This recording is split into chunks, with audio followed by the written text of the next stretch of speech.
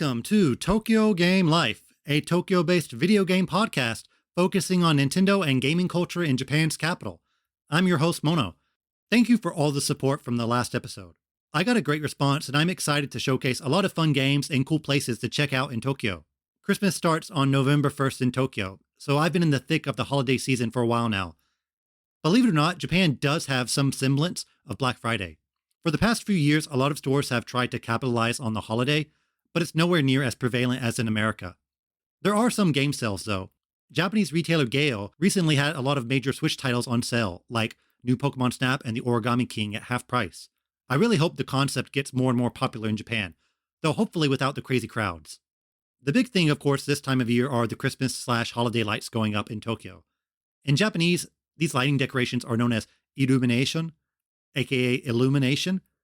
It's one of those fake English words, also known as wasei-eigo, that sounds unusual to a native speaker, but you have to adapt this vocabulary if you want to talk to a Japanese person. Christmas isn't a family holiday in Japan, it's mostly for couples. Christmas Eve is the big romantic date, and Christmas cakes are big here as well. You really have to order a month in advance or so if you want a good one. And yes, of course, eating KFC on Christmas is still very much a thing. But like Christmas cakes, you kind of have to reserve them early or line up very, very early on Christmas Day to get the big Christmas-themed sets. But forget about Christmas cakes, and forget about KFC. There are games to play. In today's episode, I'll be talking about one of the year's most unexpected Nintendo releases, Big Brain Academy Brain vs. Brain. I've also been playing not one, but two unique titles from Square Enix, Dungeon Encounters and Voice of Cards, The Isle Dragon Roars. This week's feature will focus on PARCO Shibuya, which is the home of not only the Nintendo Tokyo store, but also the Capcom store, Pokemon Center Shibuya, and a lot of other very cool places of interest. I've never seen so much game merch per square inch. Let's get started.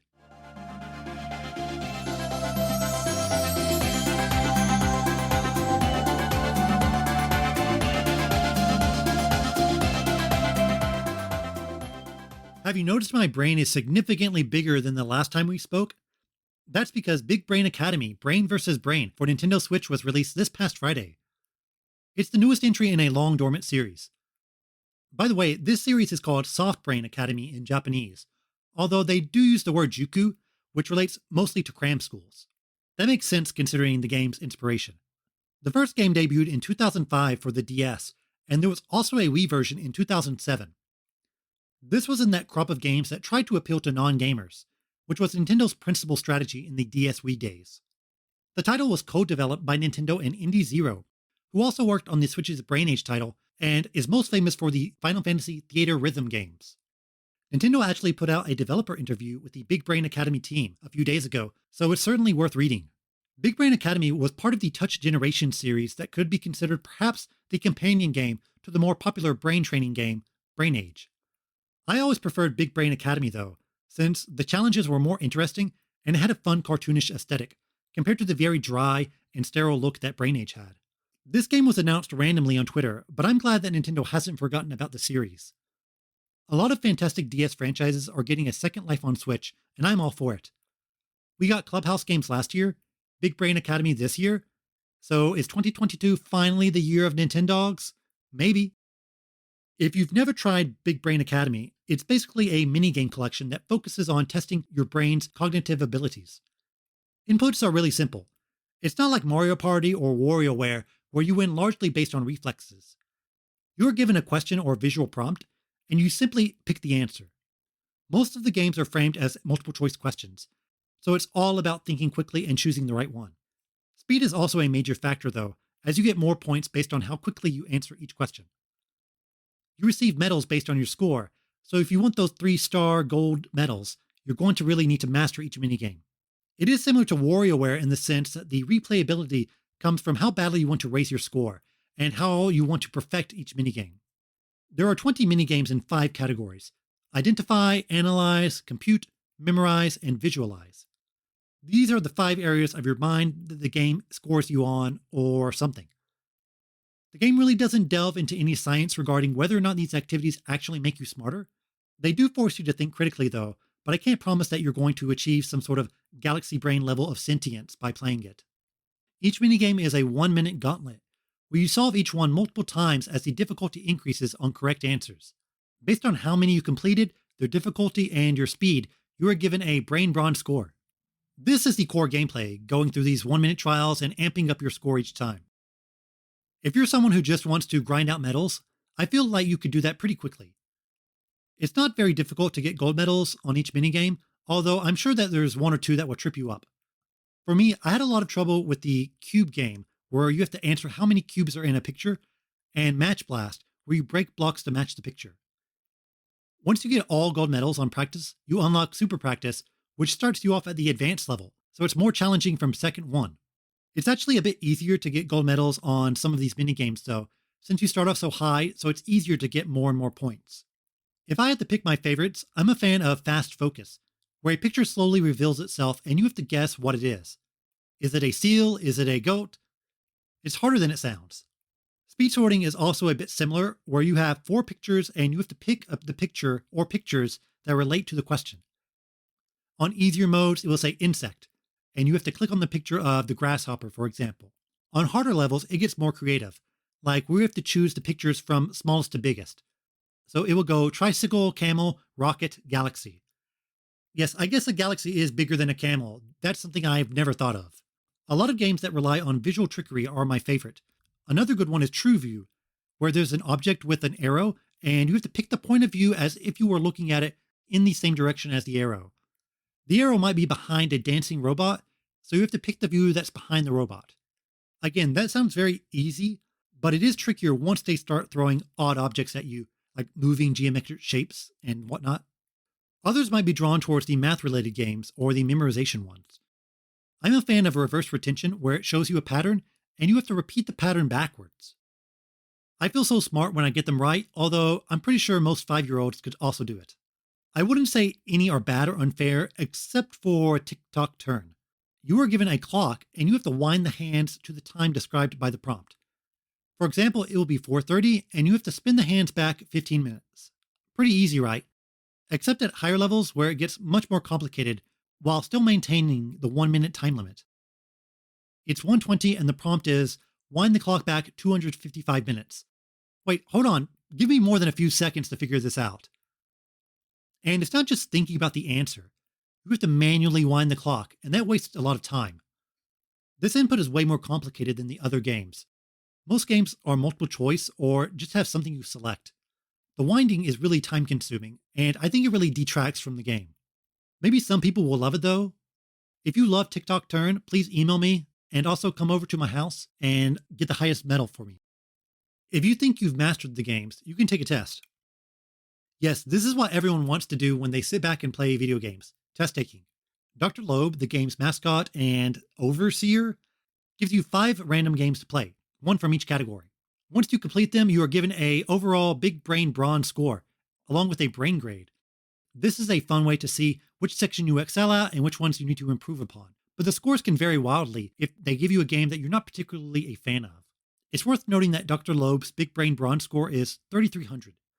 The second time I took the test, I got 3,181, so I am closing in on him. You are also given a brain type, but after 2 tests, mine is inconclusive. I'm not sure if that's an insult or if I need to take more tests before I'm giving a brain type. The test is really just a new way to frame the mini-games. There is some online functionality with Ghost Clash where you go up against a player's ghost data. So nothing is live, but you are theoretically playing against them. You pick the category and you are given a random game where you face off against another player's data. So far, most people online are fairly weak. I'm not sure if that's intentional or maybe I have the greatest mind the world has ever known. There are rankings, so you can brag about how smart you are. Ghost Clash gives a bit of a hint towards the multiplayer format, where multiple people play the same minigame and try to be the fastest. The first person to 100 points wins, but you get a set amount of points based on the ranking. For example, if you have 2 people, first place gets 20 points and second place gets 8. Having played multiplayer with an actual person with an actual brain, it's very easy to tie. It would be better if the points were more heavily based on speed instead of the ranking, like it is in practice mode. Outside of the medals, you also unlock customization options for your character. There are 300 pieces, so if you want them all, you really need to grind out those minigames. Tests seem to give you more coins, so that might be the best method to unlock everything. A lot of customization options are pretty silly, so you can make a goofy avatar if that suits you. Brain vs. Brain is pretty similar to the DS game in a lot of ways. It has the same cartoonish look and similar minigames, but this title has more of a focus on multiplayer. Although I have issues with the scoring in multiplayer, it is pretty fun to play with another person. This game perfectly encapsulates Nintendo's Blue Ocean strategy, where they want to appeal to non-gamers. Literally anyone can pick up and play. I actually think it would be a fun game for streaming. It's simple to understand, but does require you to stretch your brain, and it can be pretty competitive and funny. I'm glad Nintendo hasn't forgotten about these types of games, even though they've had absurd success with bigger games on the Switch that have much higher production values and more traditional gameplay structures. It's $30, and honestly, that might be a bit too steep for the amount of content here. You can get gold medals in every minigame and ace a test really in just a few hours. I think this title is stronger as something you pick up and play maybe once a day or every now and then. It's nice to have on the Switch to poke around every now and then, but it's not a game that you're going to sit down and play for hours, so keep that in mind. It's stronger as a multiplayer title and a fun game for kids to play with their parents. Again, my current Big Brain Bronze score is 3,181, so please write in if you've beaten my score. Brain, math. This is my transition to get into Dungeon Encounters from Square Enix. This title was randomly announced during the Tokyo Game Show this year, and it released soon after. There were two main talking points: that the game looked like it was made in Microsoft Excel, and that the director is Hiroyuki Ito, a, let's just say, legendary game designer from Square Enix. You might not have heard of his name, but you've definitely played his games.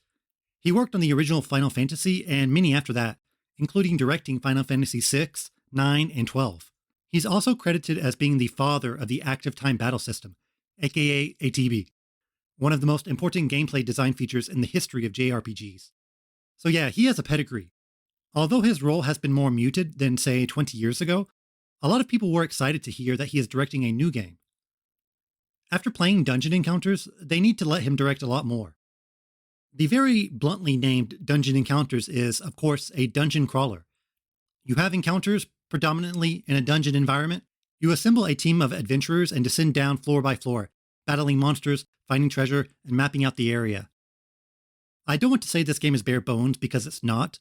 It has content and many fascinating gameplay elements, but let's just say it's minimalistic, to a very extreme degree. The fanciest graphical element is a 3D model of the first person in the party that navigates each floor. Every area is basically a complex grid of flat squares that looks like a giant crossword puzzle, with each square having an address based on the XYZ axis. For example, 47, 22, 13, you are on floor 47, 22 spaces up and 13 spaces horizontally. That's kind of a poor explanation, but imagine you are somewhere in the middle of a scatter plot. And that ties in with the game's main gimmick, math. This is a math nerd game in many respects, although you don't have to be good at math to enjoy it. On the grid, every event is notated via hexadecimals. The white ones are good, the black ones are bad. A white 05 is the resurrection tile, while a black 05 is a battle. It can be confusing at first if you know nothing about hexadecimals like I do. For example, battle difficulty is determined by the hexadecimal value on the field. So obviously 45 is tougher than 25. But say you've cleared a lot of battles at a 19 value, the next one is not 20, but instead 1A, then 1B, then 1C, then after 1F, it goes to 20. This can really throw you off at first, but thankfully there is a battle log that shows the difficulty ranking, and even which enemies appear in which battle. There are also math riddles where the answer is an address, and if you go to that place on the map like 11, 10, 68 and press A, you will find a secret item. Some of these riddles are solvable, while others are borderline impossible. Like one answer is the sum of all the Super Bowl scores.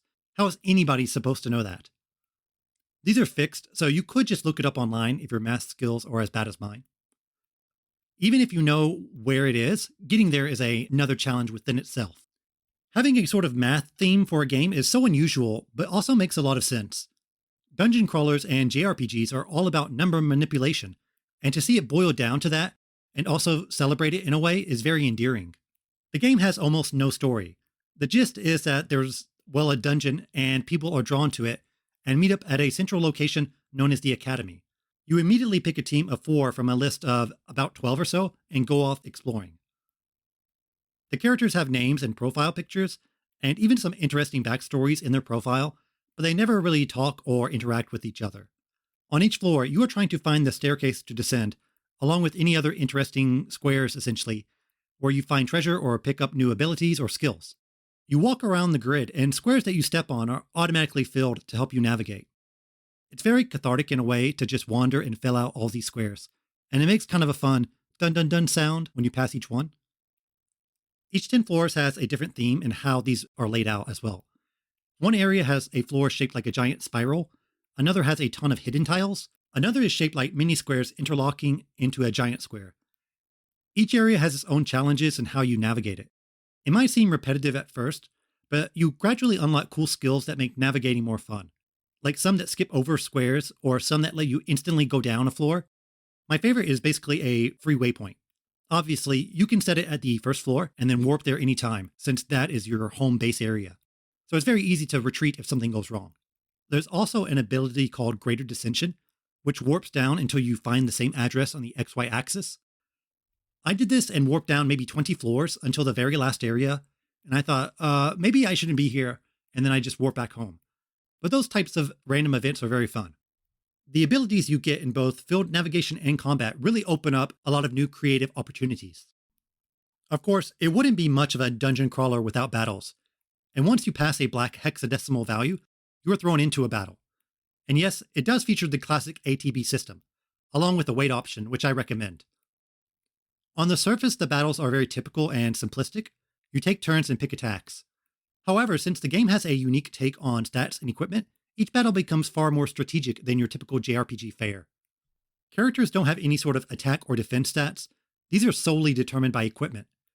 If you equip a sword that does 40 damage, it will always do 40 damage. So your loadout is incredibly important. The only real unique elements of each character are their HP, speed, and PP, which stands for proficiency points, and determines what gear they can equip. By the way, I recommend picking the fastest characters when you start the game, because speed does matter, especially early on. Your party and enemies have an HP pool, but they also have magical defense and physical defense HP bars. In order to bring their HP to 0, you have to bring down their defense HP first. So if an enemy has 100 magic defense, 100 physical defense, and 100 HP, you need to take down, for example, the magic defense, and then hit it with a magic attack to take down the HP. This is kind of similar to the stagger system you see in a lot of JRPGs like Xenoblade and the Final Fantasy VII Remake, but I feel like it works far more better here. In those titles, it feels more like a fake health bar that you need to whittle down in order to have a chance to deal actual damage. Here, it's much more strategic. You choose whether to take down the physical defense, magic defense, or both. An enemy might have a very high magic defense but low physical defense. Another might only have 1 HP, but with high defenses. And some might have 0 defenses but high HP. Each enemy is very different in how you maximize your attacks. When you start, it's smart to give everyone a physical and a magic attack, but as you progress through the game and find more interesting items, it's better to have each member have a specialized task. This folds into one of my favorite things about the game. It gives you fantastically powerful weapons all of a sudden, and completely changes up combat. Like the first sword does about 40 damage, and a lot of enemies you encounter have maybe 100 HP. What does the next sword do? 45 damage, 50 damage? No, 300 damage. So you've grown exponentially more powerful instantly just by equipping this sword. And many weapons have unique abilities, like they don't do any base damage, but if they hit, they can bring the defense stat down to 0, whether it has 10 HP or 10 million HP. When I found a dog party member, I equipped him with a shuriken that brought down magic defense to 0 and gave him a gun that did random damage to all enemies and could hit flying enemies as well. So I had one character that only did physical damage, one that only did magic damage, a shuriken-wielding dog that shot gargoyles, and an all-rounder. You can do a lot of fun things like this in the game. The secret treasures are also a way to fast-track to absurdly powerful weapons and abilities. I was fighting enemies with about 3,000 HP and suddenly found a bow that did 80,000. Now, if you're not good at math, 80,000 is a lot more than 3,000. I couldn't equip it at the time, but then I found a robot that could equip it if I took off all its armor, so it had enough PP points to use. Oh, and you can find party members in the field, and the game encourages you to mix up your team. You might come across a party member who is 10 levels ahead of your team, with great equipment that could be a huge boon in battles. The sad part is you kind of have to abandon somebody on your party in the middle of the dungeon to add the new person to your team. So I definitely have a few ex-party members who are just abandoned somewhere in the dungeon. Sorry, I'm trying to survive here, and this giant cat has 90 speed and can instantly eat enemies, so I'm going to go with him. This may seem like game breaking or cheesing, and it is in a way, but the game is kind of built around you figuring out some cheese build. You are not supposed to play fair. You are supposed to find these crazy items that completely change how you approach battles. You want to go for those instant kills. Even then, the game is still very challenging, and the enemies have their own tricks they like to throw out. The combat is so simple on the surface, but there's so much depth to it, and it allows you to really customize your team in fun ways. The actual dungeon exploring part is very old school in many ways. There are debuffs and elements that aren't explained until you encounter them. For example, when you fight a Medusa head, it can petrify a character.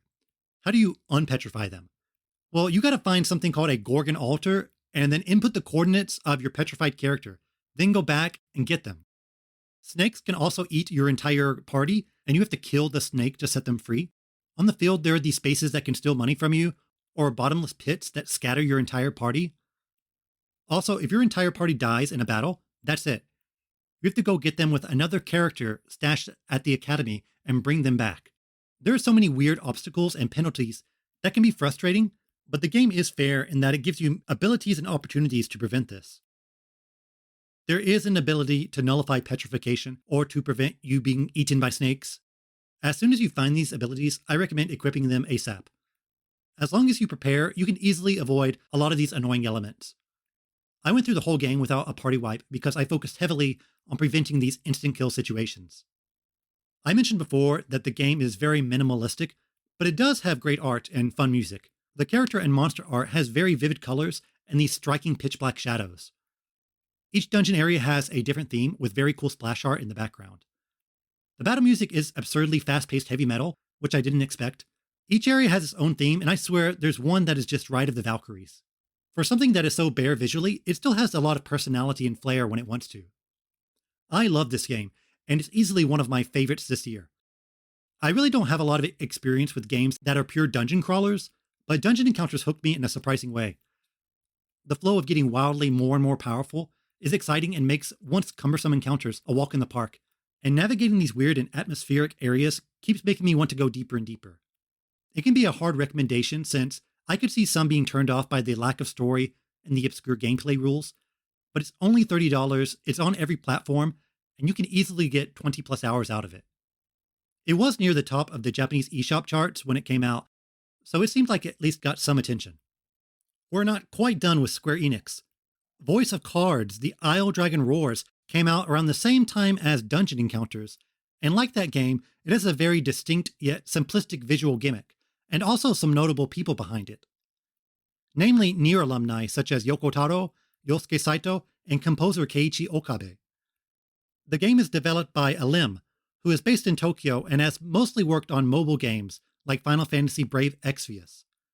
So like Ilka from last week, it's another small Tokyo studio that a major developer has reached out to. The game is visualized entirely by cards. The characters are cards, the attacks are cards, even the overworld is just dozens of cards next to each other to make a field, or a forest, or a mountain range. It almost feels like it could easily translate into a physical board game. Battles do have a tabletop aesthetic, in that you are literally putting cards on a table. Even though everything is a card, it's not structured like a typical card game. In fact, I would say it's not a card game at all. There's no deck building, there's no card collecting, you are not drawing cards in battle from the top of a deck. It is structured like a typical JRPG, except every element is displayed as a card. Characters have their set attacks, they level up, they can equip armor, there's an item inventory, everything is straight out of JRPG 101.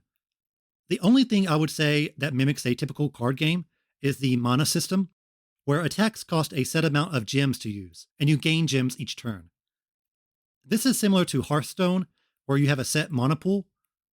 Yes, Hearthstone is my frame of reference for this kind of thing, so please don't hate me, Magic fans. So if you are looking for something similar to a TCG or focusing on deck building, this isn't it. It is a very straightforward JRPG. You have a party, you explore the field, you talk to villagers, and so on. The card concept, I don't want to say underutilized, but it's not used in any sort of interesting way.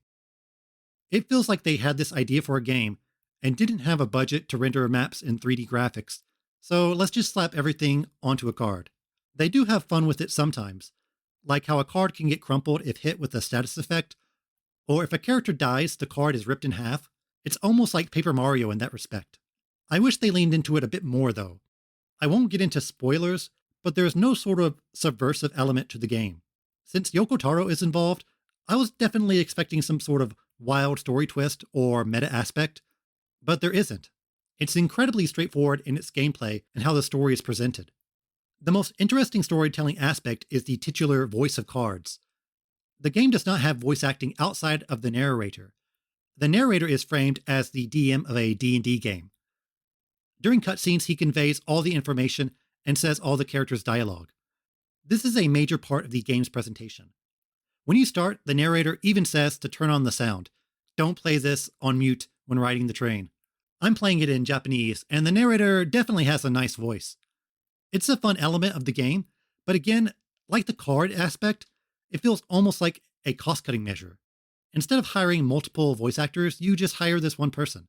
I don't think that's the main reason for doing this, of course. Clearly the game is supposed to emulate a board game or a D&D session, but again, I wish they did something more unexpected. The story is that there's a dragon, and you're a group of adventurers trying to slay it and collect a bounty. You are on a literal dragon quest. The story doesn't get much more complicated than that. Yes, there are some twists and revelations, but the story is pretty straight-faced all the way through. It does have a good deal of humor, and it's not overly melodramatic. The muscle town where everyone is ripped is clearly the highlight.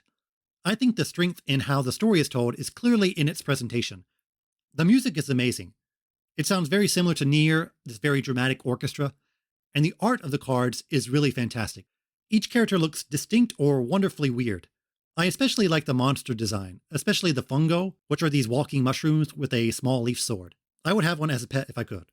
You can also view these cards anytime and zoom in to enjoy the art, but I haven't found a way to see the full body art. I wonder if Square will make physical versions of these cards and release them in some sort of set. That would be a cool, albeit likely very expensive souvenir. All the cards have this gold lining that shimmers in the light. It's easily one of my favorite artistic touches in the game. Like I said before, I enjoy the narrator, but it's hard to say if the narrator would be better than a full voice cast, or maybe it would be better with a mix. But the story is written around it being narrated, so it works in these cutscenes. Battles are centered around random encounters. It's completely turn-based, and you have a party of 3 versus a group of monsters. It's fairly standard. You have 4 attacks like Pokemon, and choose one.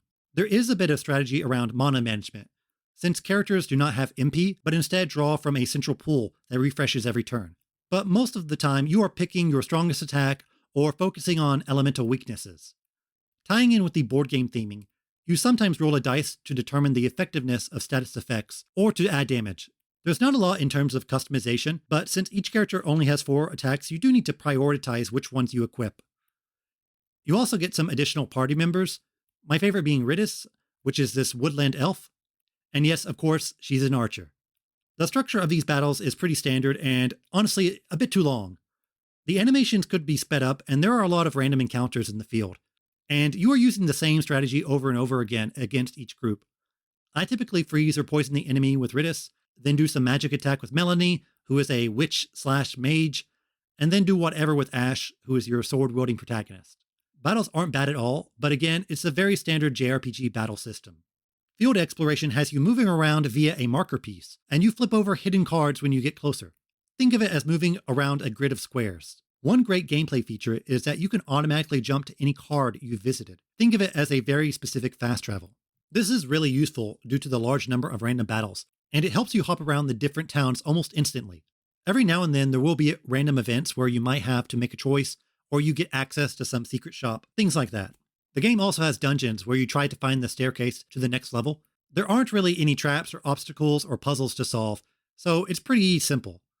I've said this too many times, but if I had to sum up the game with one word, it would be straightforward. It's a very curated linear JRPG experience. You don't need to grind.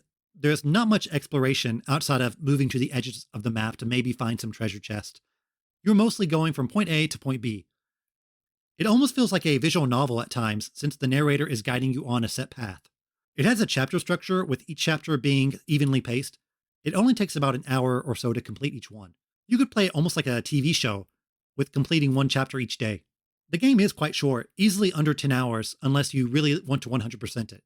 It's $30, so depending on who you are, that might be a little too short or that price could be perfect. I enjoyed my time with the game since the presentation is really excellent and the JRPG mechanics are solid, if maybe a bit too fundamental. It feels like a classic 16-bit JRPG, albeit a bit more lean. If you are not into those or want a bit more freedom, I can see you being turned off by this game.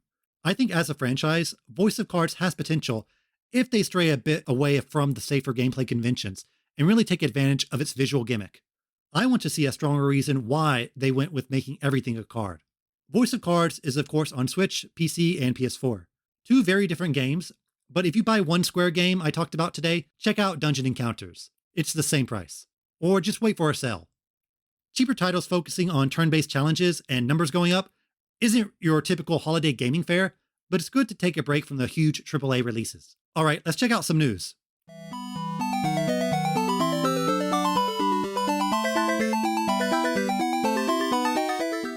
Alright, a couple of interesting news items this week. One of the biggest Switch announcements is that 13 Sentinels Aegis Rim from Vanillaware is coming to Switch in April 2022, the 12th for the West and 14th for Japan.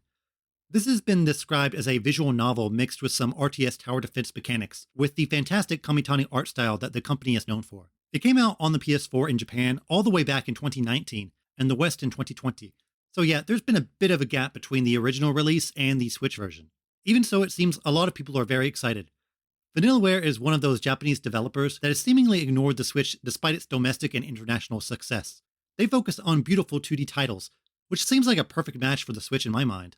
There doesn't seem to be any additional content for this game though. However, both the digital and physical versions will come with some artwork that you can look through. I can only hope this means that more Vanillaware titles are on the way. They have a rich back catalog that many Nintendo fans have never experienced. They did release Muramasa the Demon Blade on Wii, a game I really enjoyed. A deluxe version of that game came out on Vita, but nowhere else. I was always hoping that they would bring that version to Switch, but they haven't yet. Odin Sphere, Dragon's Crown, there's a market for these games on Switch. So please go buy 13 Sentinels so I can get Muramasa.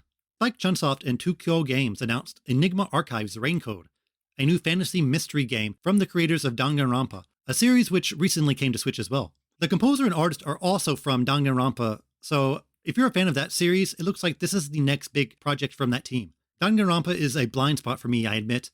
I want to pick up the first game now that it's on Switch, but I have quite the back catalog and I am hearing that there are some performance issues with the Switch version. I might do a short feature on this franchise in the future, or just bring on somebody who knows a lot about it to explain why it's great to me. The platforms haven't been announced yet, but I'm going to assume it's on everything. This is old news at this point, but Advance Wars. It was supposed to come out this past Friday, but it didn't. Nintendo announced a while ago that Advance Wars 1 and 2 Remake was pushed back to 2022. When I was planning out this podcast, Advance Wars was supposed to be the big game I wanted to talk about this week. So I was pretty shook when they delayed it, but there's always something new to buy. What's interesting is that this game was never announced for Japan. Even though the franchise is from a Japanese developer, Intelligent Systems, it's had a really rocky release history in Japan. Originally, the Wars franchise was Japan only, with Famicom Wars, Game Boy Wars, Super Famicom Wars, and so on. Once it got rebooted into Advance Wars, the original GBA game never came out in Japan. Only afterwards was it released in Japan as a bundle with the second game. It's also called Game Boy Wars Advance instead of Advance Wars. Dual Strike came out in Japan, but not Days of Ruin, until it was available as a Club Nintendo bonus on the 3DS. I'm not making this up. Also, Dual Strike used the name Famicom Wars DS. There is a point to all of this, I promise. I'm saying that the remake might have been delayed for, of course, numerous reasons, including a possible Japanese release. The Famicom Detective Club remake was originally announced as Japan only, but then it was delayed, but then it was revealed again that both FTC games are coming out worldwide. I think Advance Wars might do something similar, but in reverse. A worldwide release, including Japan. I don't see why you wouldn't release it in Japan, despite the series not really making waves here. I guess you could call it Famicom Wars again, but I think rebranding it as Advance Wars in Japan would make it seem a bit more fresh and interesting. WayForward is handling the development, so it's not being made by a Japanese team, but I still hold out hope that it will come to Japan. I also don't think Buddy Mission Bond coming to the West is impossible, so take that as you will. Some interesting recent Japanese sales figures. Pokemon Brilliant Diamond and Shining Pearl debuted at 1.39 million physical units, making it the second biggest Switch launch after Animal Crossing. It slightly edged out Pokemon Sword and Shield's launch. The second week sales were also very, very strong. Typically, Pokemon remakes get fairly close to the current generation's games. So could BDSP hit 20 million? Not completely out of the question, but there is a big Pokemon game released next month that could stunt BDSP's growth. I always feel that the Pokemon remakes far outperform their expectations. No one expected Omega Ruby and Alpha Sapphire to sell nearly 15 million, and to sell even more than Heart Gold and Soul Silver. BDSP could be the biggest Pokemon remake yet. Switch is still very strong, both in hardware and software, and it doesn't seem like it's slowing down a whole lot. This could be yet another evergreen title in the Switch's arsenal. Another notable Japanese game released recently, and that's Level 5's Megaton Musashi. Yes, this game actually came out. If you don't remember this title, it's an action RPG where you're a kid who controls a big mech to fight aliens. The game was announced at Level 5 Vision all the way back in 2016, where they promoted their future cross-media franchises, with Megaton Musashi being their big closing announcement. At first it seemed like a Toys to Life game. You had these cards that you put in some machine and it gave your robot attacks in the game. Even for 2016, the Toys to Life concept had really run its course. As Level 5 struggled with Yokai Watch's waning popularity and the snack world really never taking off, we went years without any Megaton Musashi news, until last year where they finally showed it off again, this time without the toys. It seemed to have a very rough development during some very rough times. The Switch version debuted as the 11th best-selling game for the week, with 7,730 units sold, and the PS4 version, 18th, with 3,600 units sold. And the PS4 version barely outsold Fortnite Minty Legends Pack, whatever that is. There's currently no English version, so it seems like a major disappointment for Level 5. I don't want to rag on them too much, since typically Level 5 makes good games, but their decision to focus on cross-media franchises and completely ignore the international market is one that really hasn't aged well at all. They keep trying to find the next Yokai Watch, but there were so many things that fell into place to make that series a success. It was inspired by Pokemon, which is one of the most successful franchises of all time, and other monster catching games have proven to be successful. The first game was fairly solid and built up a good word of mouth, so by the time the second game came out, there was a lot of interest. Also, the anime was a big factor. It struck a chord with younger viewers, but also the music reached a wider audience. You can try to remanufacture something like this, but it's not as simple as following a formula that guarantees success, or else everyone would do it. I feel like the remake Dragon Quest VIII card is always there for Level 5, but that's up to Square Enix, and it's hard to predict what they want. Pokemon Card Time. VMAX Climax released a few days ago in Japan. I went to one place to check and they were sold out, so I guess I will have another shot in about 3 months. But the next thing might actually have a chance of staying on shelves. Start Deck 100. These are 60 card pre-built decks in 100 variations. So if you buy one, you've got a legitimate deck you can battle with. However, it is a blind box, so you won't know which deck you get until you buy it. There are some new cards, including a Kingler VMAX, and some reprints of other cards too. One deck is 790 yen, and Start Deck 100 releases on December 17th. Now, this thing is right up my alley. I'm a very casual collector, but I do love to poke around with pre-made decks. The price is fairly low, so it might be fun to buy one or two just to see what you get. However, the Pokemon card situation in Japan is still quite terrible. And since there are new cards, I can see scalpers buying them up ASAP. The new cards don't seem to be ultra rare or anything, just new cards. So maybe it won't be as popular, but you never know. I did apply for the lottery for the upcoming Arceus set, so please pray. I typically have good luck with online lotteries, but it has to even out eventually. Another brief bit of Pokemon news. Hori is releasing new peripherals based on Pokemon Legends Arceus, including the Split Pad Pro and a Switch case. Hard to believe that game comes out next month. I suppose we already know quite a lot about that game structure and gameplay loop, but I do expect another big info blowout in early January. Last bit of gaming news I want to touch on is the Game Awards, which will air on December 9th in the West and the morning of December 10th in Japan. The Game Awards has gradually turned itself into a mini E3, with a lot of high-profile game announcements. Nintendo has dropped some big announcements here. Last year was Sephiroth being added to Smash, and previously they did reveal Joker coming to Smash, and also Marvel Ultimate Alliance 3. Compared to other developers, their announcements have been fewer, but it's not too wild to assume they have something to show off at this year's Game Awards. Many people are expecting Zelda. Not impossible, but again, I doubt it. We still don't know the name of that title, and I think Nintendo doesn't want it to get lost in the shuffle with the other big announcements.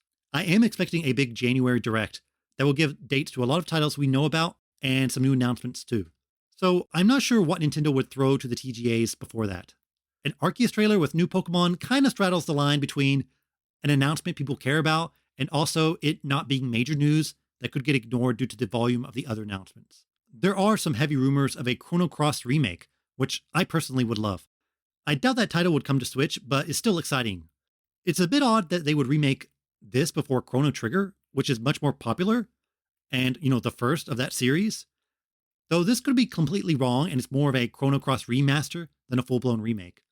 Or maybe it's Chrono Break. We did get Metroid Dread after all. Alright, that's it for this episode's news update, a bit lean this time. Now for this week's feature.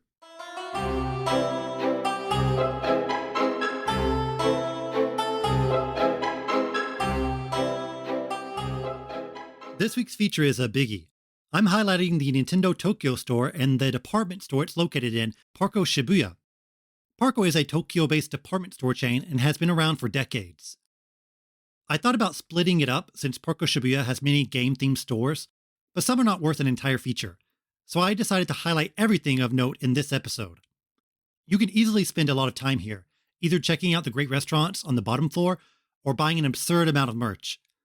If you're a Nintendo fan, it is a must-visit spot in the city. It's only a short walk from Shibuya Station, so it's incredibly accessible and the massive department store is really hard to miss. Nintendo Tokyo opened up with PARCO Shibuya in November 2019. Shibuya has undergone a lot of major renovations these past few years, with massive skyscrapers and shopping malls like Shibuya Scramble Square becoming new landmarks in the area. These are, of course, tourist hotspots, especially for those who like to shop and eat. But unfortunately, PARCO Shibuya opened up right before the COVID pandemic, so that majorly affected its business. Visiting the place, you can definitely get a feel like they really geared it towards foreign tourists. There are many high-profile Japanese brands, especially on the 6th floor, which is labeled Cyberspace Shibuya. This is where most people will immediately run towards, since it houses Nintendo Tokyo, the biggest Nintendo merch shop in all of Japan. As you arrive at Cyberspace Shibuya, the Nintendo Tokyo store is the first thing you see. The bright white sign slowly reveals itself as you go up the escalator, but don't rush into the store just yet. The entrances are roped off to prevent people from freely entering and exiting the store. Since the shop is incredibly popular and space is limited, and of course because of the pandemic, they want to reduce the number of people inside the shop and thus use a ticketing system. At the entrance, they'll have someone holding up a sign with the time of the next numbered ticket. For example, if you get there at 12 and the sign says 1, the numbered ticket you receive now is for the 1 o'clock entry. You pick up the entry ticket outside on the same floor. It's kind of hard to explain without seeing it, but there is an open area on the side of the building with entrances to each floor accessible from the outside. The outside area actually has a huge Nintendo Tokyo sign, along with a very cool statue of an 8-bit Mario coming out of the pipe. Here's where you will get your entry ticket. Once you get your ticket, you can come back at that time and they will let you in pretty quickly. This is way different from how it used to be. I first went to Nintendo Tokyo in January 2020, and at that point you just had to line up. The sign said there was a 90-minute wait, but really it was just about 45 minutes. The entry ticket system is a way better method since there's plenty to see elsewhere in the department store, and you can just come back later. Even if you can't enter, you can get a good look of the store from the outside. It's a completely open space. The only wall is a huge glass mural of sorts with Nintendo characters. A lot of discussion has been made about which Nintendo characters they feature, but really it's just characters from EDP proper. Characters that aren't co-owned, so no Kirby or Pokemon or Fire Emblem. I do think they could have put Donkey Kong or Samus in there somewhere. I mean, you really gotta put in Donkey Kong. It's a good spot to take photos next to Nintendo characters. Very Instagrammable like many of the other places on this floor. From the outside, you can easily see the huge monitors highlighting upcoming games. You can basically walk around the perimeter of most of the store before you enter, but it's more fun to wait until you're actually inside. It's only one floor and definitely smaller than Nintendo New York. But of course, there's a lot of exclusive merch here, so it's worth visiting even if you got your fill of the New York store. Once they actually let you in, your shopping dream can start. The store has a very simplistic, sleek appearance. White ceiling and walls with some red highlights and some light wood floors, very brightly lit. It has a very I'm on a spaceship kind of vibe. The young staff all have these Nintendo red polos and are mostly there to guard the entrances. The main eye-catching display in the store are 4 statues of Nintendo characters. You've got Mario, Link, and Inkling, and Isabelle with Timmy and Tommy Nook. These are about 4 feet high and incredibly detailed. Really fantastic display pieces in my mind. Each one sits on a pedestal with some theme merch surrounding it. Each statue is next to the merch section of their respective franchise. Nintendo Tokyo is laid out in aisles, with each aisle being dedicated to one franchise. You won't see Animal Crossing and Splatoon merch on the same shelf. Everything is meticulously separated. There's a Splatoon section, a Zelda section, a Mario section, and so on. For the smaller franchises, they are given a little display. Think of it like a wild card space. When I went there, Metroid had a very small display in the front of the store that sold t-shirts. There's a small wall of Pikmin merch as well. Kirby does have its own little area too. Though if you want Kirby merch, there's a place in Tokyo called Yamashiroya that is a Kirby paradise. Of course, Mario has the biggest area, as he should. Pretty much the entire east side of the store is dedicated just to Mario. I can't go over every singular piece of merch. There are always new campaigns and items being added to the store. Since the store is fairly new, they haven't gotten to the point where these new items are time limited or where old items are being cycled out, but that could happen in the future. Most of the merch is exclusive to the store. Some items are also sold online via the official My Nintendo shop, but there are countless items you could only get in person here. I can't talk about everything, but I want to highlight some of my favorites. For Mario, they released a lot of items relating to power-ups. They created new art of Mario using all his power-ups, no matter how obscure. You've got your classics like Fireball Mario and Tanuki Mario, but also less iconic ones like Ice Mario and Hammer Brothers Mario. A common theme with this type of campaign is that they make new art and then they reuse it on everything. Shirts, keychains, phone cases, stickers, towels, pins, everything. I had to buy a Kuribo's Shoe Mario. Kuribo is just Goomba in Japanese, but ever since I was a kid, the name Kuribo's Shoe really just stuck. What's cool about these shirts is that each one has stitching on the sleeve of the power-up, so mine has a little shoe stitch. Another major piece of exclusive Mario merch was released during the 35th anniversary campaign, where they sell items based on the box art of classic Mario games, the Japanese box art, of course. Once again, they have t-shirts with the box art splashed across it, and these come inside boxes that look like the original game cases. These are pretty expensive though, $60 for a t-shirt, but they undoubtedly look very cool. The Super Mario USA shirt is easily the best, since it's a blaringly bright pink with the goofy Super Mario USA box art on it. They also sell some Mario stuff you can get anywhere, like the Lego sets or plushies. Recently, they announced some Yoshi snacks, so I was hoping they would release the actual Yoshi's cookies like they did a few years ago, but these are just very generic snacks, so please skip. Zelda has some of the more grown-up merch. It definitely comes across as Zelda is a serious franchise and we are selling serious items. There are ties, leather wallets, black, more artsy t-shirts. The pins are a standout. You can get these nicely made pin badges of Majora's Mask, Lon Lon Milk, the hearts, and other iconic Zelda imagery. I got this nice metal keychain of Link's Awakening with Link, Marin, and the egg. The Link statue in the Zelda area is Twilight Princess Link, yet on the glass mural, it's the Breath of the Wild Link. I guess Nintendo kind of wants to have it both ways. I think the green tunic makes for a better statue though, definitely. Another major area is Animal Crossing. The store launched right before New Horizons, so everything here has that theme. My most wanted item was the leaf print Aloha shirt from New Horizons, but to be honest, it looks very thin and cheap, almost like cosplay instead of an actual shirt you can consistently wear. Now, if you're going to make Animal Crossing merch, what do you sell? Clearly, household goods. There are a lot of practical items here, like bowls for your kitchen, aroma diffuser, stationery, and so on. There is a big section of plushies, though, and they do have plushies of characters that aren't prominently in New Horizons, so it's great if you like the older titles. Last time I visited, they also had the OST, which has an amazing package, but is a bit expensive. My recommended item is the cookies, which are surprisingly tasty. The last major merch area is dedicated to Splatoon. They have run multiple Splatoon merch campaigns since the store started, and I can only imagine they will have a ton more items when Splatoon 3 comes out. The store has a lot of fashion items like t-shirts, hats, and badges. Some of the more unusual items are small collectible sneakers that come in blind boxes, and also small versions of these squid-based targets you shoot during the practice. The Splatoon section also has some of Japan's most popular merch item, clear files. I used to buy a lot of these, but honestly I never use them. But if you're a school kid, clear files are probably one of the most useful things you could possibly ask for. There's also Nintendo Tokyo themed merch, where they take the art of the characters walking from the glass mural and slap them on t-shirts and other stationery goods. The coolest item are the miniature versions of the big statues around the store. Do you like that Inkling statue? You can buy a smaller version of it. These are $60, which is either cheap or really expensive, depending on your figure purchasing philosophy. As someone who doesn't have a lot of figures outside of some amiibos or things I get from gashapons, these are very well made, so they are pretty tempting. Of course, you can buy games and hardware here as well. This section is actually a bit hidden. It's on the east wall behind the Mario aisles and near the register. They only have display cases, so you need to take it up to the register to actually get the game. Worth noting, they do sell Nintendo Switch Online controllers here. I'm talking about the Famicom, Super Famicom, N64, and Mega Drive controllers that you could typically only purchase online via My Nintendo. They have a display for them and everything.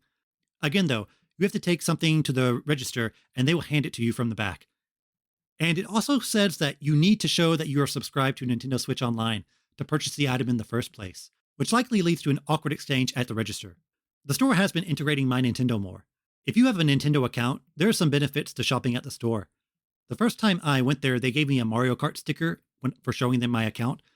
But even better than that, if you scan a QR code while logged in with your Nintendo account, you can receive gold coins for your purchase in the store. This is pretty amazing in that you can get gold points without having to solely buy games. It does work for overseas accounts as well. I used my North American Nintendo account at the register, and it seemed to work fine. So if you want Japanese controllers without paying a lot, this is likely the easiest way. Tricky part is you gotta, be over here in Japan. Nintendo Tokyo is an excellent merch store, and depending on what you like to buy, they likely have something interesting to pick up. If you don't have a lot of space or just want some small trinket, they have them. Or if you want to deck out your home with plushies and Animal Crossing plates, you can. I often see people with huge bags of Nintendo Tokyo merch walking around Shibuya, and I always wonder what they're buying. If you're a Nintendo fan and you pop by Tokyo, you've got to check it out for the quality of goods and also the positive atmosphere. Okay, that's just the Nintendo Tokyo store. Right across from Nintendo Tokyo is Pokemon Center Shibuya. Now, I won't get into so much detail here since I do want to do a feature on Tokyo's Pokemon centers, but I will give you a little taste. The most striking feature is the life-sized Mewtwo inside of a test tube in front of the entrance. This looks straight out of the movie, and it's definitely a very cool photo opportunity. The Shibuya store also has this sleek black design, which is incredibly different from the white, sterile look of the other Pokemon centers. Also, if you're eagle-eyed, you can see that the artist, Ken Sugimori, has signed the back of the store sign, so check that out. Pokemon centers are largely the same in terms of what merch they sell, but there is a special Graffiti Pikachu plushie. Last time I went there, they also had Pokemon Design Lab, where you can design your own t-shirts, but I'm not sure if that's Shibuya exclusive. Even if you're not into Pokemon, I recommend popping in here just to look around. The design is really striking. The same floor also has Capcom Tokyo, Capcom's official merch store. Now, this is much, much smaller than both the Nintendo Tokyo and Pokemon Center. You don't need a ticket to get in, that's for sure. There are essentially two sections of the store, General Capcom and Monster Hunter. The General Capcom merch has a random assortment of items from their franchises, like Resident Evil, Street Fighter, Mega Man, and so on. For some reason, there was a lot of Tsum Tsum-esque plushies. I'm talking about nearly an entire wall of them. I'm not sure if this is what hardcore Capcom fans want, but it's here. Sadly, there's not a lot of Mega Man merch. I think you can definitely get a lot of cool merch ideas from that series. Perhaps the strangest thing they sell is Capcom-themed cologne and perfume. Do you want to smell like Dante or the warlords from Sengoku Basara? You're supposed to say yes. Another weird piece of merch is the gun from Resident Evil. I assume this is just a model and not an airsoft gun, but it's about $200, so hardcore fans only. The Monster Hunter section has a lot of monster plushies and random blind boxes of plastic figures. There's also a photo section of a Rathalos with a claw protruding through the wall. You can hold a sword, but you can't really lift it up. You can see everything the store has to offer in just about a few minutes, so even if you aren't a big Capcom fan, it's an easy place to check out. Also, there's a big statue of Ryu charging up a Hadouken right outside the shop, an easy photo opportunity. If you're hungry, you can check out GG Shibuya Esports Cafe and Bar on the same floor. This is an esports themed restaurant. I've never been inside, but looking at the layout, it does seem to be a very typical restaurant, but it does have a sectioned off area with computers. They also do live showings of esports events too. Outside the cafe, I saw an ad for an esports school called Esports Salon Tokyo, which is aimed at school kids. I'm very curious at what kind of training they provide. I mean, esports is a pretty wide field. Also, there are many events for Knives Out, which is a PUBG clone that is really popular in Japan. Sadly, the food doesn't really seem to be esports themed at all. It's generic pasta and curry. They could sell like a cake shaped like a mouse or something. There's also an official shop for Token Rambu, which is an otome mobile game where legendary swords are transformed into handsome boys. I gotta admit, this is not my wheelhouse, but it is a very, very popular series among young women. The shop does look nice. It has a very traditional Japanese look. Semi-game related, but there's also an official Shonen Jump store here as well. There are quite a few around Tokyo, and this one doesn't seem to have anything special, but there are some fun statues of both Goku and Luffy that you can take photos of. Like I mentioned before, this floor seems so geared towards foreign tourists. They want people to take pictures, and they shoved a lot of nerdy things that are popular overseas into one spot. It's lively enough with just the Japanese fans, but I imagine once Tokyo opens up again to foreign tourists, this place is going to be absolutely packed. Another shop is LB Pop-Up Theater, which is not a theater. It is a small shop that changes out its rotation of goods. I've seen Digimon here before, so yes, at one point, there was both a Pokemon and Digimon store in the same area. They also feature non-gaming franchises here too. And there's Tokyo Parade, which is a pop-up cafe that changes the theme every now and then. The last time I visited there, it had an Inuyasha theme. Looking it up now, it seems to have a Cardcaptor Sakura theme now, so they change it out pretty frequently. Some of the other smaller shops include Tokyo Otaku Mode, which makes anime goods, and Penguin Souvenir, which sells vinyl goods and capsule toys. So on this floor alone, you can easily spend a couple hours just shopping. It's a very convenient, very centralized location for gaming and anime merch. Now, Cyberspace Shibuya is floor 6, but what about the other floors? Well, the other floors are mostly fashion goods. They have both Japanese and foreign brands, but I can't say there's anything really exclusive here. The layout is quite open and modern. It definitely feels like a futuristic mall in a way. I really don't have any recommended shops here. I mostly just go straight to floor 6. Now, if you're hungry, the B1 is a floor dedicated mostly to restaurants. Now, what could this place be called? Chaos Kitchen. What an amazing name for a food court. The floor is lowly lit, and it seems almost like a club. It's very maze-like. The open spaces of the other floors are replaced with an interlocking grid with some corners and turns that you need to make. There are many Japanese places here, but some international food too. The most popular is the ramen shop, Jikase Minsho, which you can see around 20 or 30 people lining up most of the time. I've never been in the mood to line up, but if you've got the time, check it out. I personally recommend Kushikatsu Arata, which sells fried food on sticks. There's a lot of options and the price isn't bad, plus the restaurant is nicely decorated. Another wonderful spot is Sauryo Suisen, a matcha dessert shop from Kyoto. They're famous for warabi mochi, which is quite good. I also ate some matcha cheesecake here too. Basically, any matcha or Japanese snack shop in Tokyo is worth visiting. Perhaps the most unusual restaurant is called Kome to Sakasu, which translates to rice and circus. What do they serve here? Bugs. They also sell weird food like camel and kangaroo meat, and yeah, bugs. The restaurant has a very artsy and wild design, so you would likely be drawn to it, but beware, it's not your typical cafe. I've been here once and it was okay. I skipped out on the bugs. There are countless department stores in Tokyo, and most of them are excellent, if a bit samey. Nintendo Tokyo is certainly a must-see if you're a Nintendo fan, and the Chaos Kitchen is a great place to have lunch. I'll be uploading a lot of pictures on my website, tokyogamelife.com, so check it out.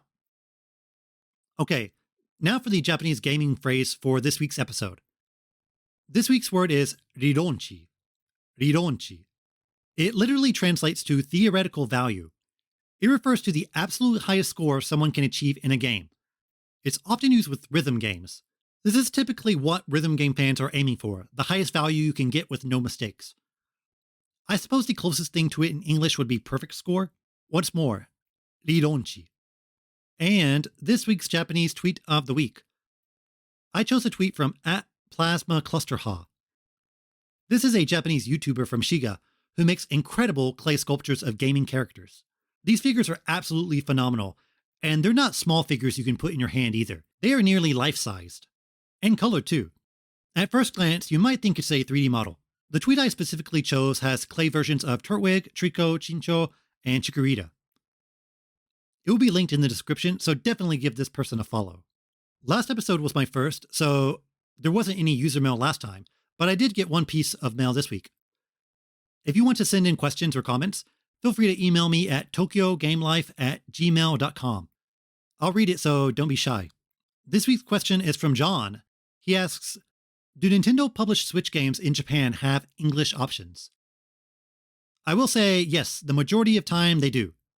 I assume he is referring to Nintendo published games like Mario, Zelda, Pokemon, and so on. These have the same SKU worldwide, so even if you play the Japanese game cart or download from the Japanese eShop, it will default to English if your system hardware's language is English as well. It will have the English icon and everything. So if you want the Japanese box art or find a better price in Japan, you can still play it in English. A lot of third-party titles are the same, but it really varies by the game. If there was any gap between the Japanese and overseas release, the Japanese version will definitely not have English. Also for Nintendo, Splatoon 2 has a completely different SKU in Japan than it does in the US. So the Japanese version of Splatoon 2 only has Japanese. I believe this is because there were a lot of Japan-specific Splatfests, and maybe this is an easier way to prevent lag from international matches. If you want to double check, if you look at the games page on the Japanese eShop, it will list the languages for that game. If it has Eigo, which means English, you're good. Alright, that's it for today's episode. Thanks as always for listening. I'm on Twitter, Instagram, just search for Tokyo Game Life. I also have a website where I upload supplemental material like photos of the places I talk about at tokyogamelife.com. And you can always email me at tokyogamelife@gmail.com. I have a YouTube channel too. Right now, it's just the audio version of the podcast, but I might add more video content in the future. And this podcast is on every podcast app, so just search for Tokyo Game Life. I also guested on The Nintendo Pipeline, another Nintendo podcast, so if you want to hear more of me, please check it out. We talk about the Game & Watch, so it was quite fun. The next episode for Tokyo Game Life will be Sunday, December 19th, and it will be a special episode as I will focus on my personal Game of the Year awards. Again, thanks for listening. Mata ne!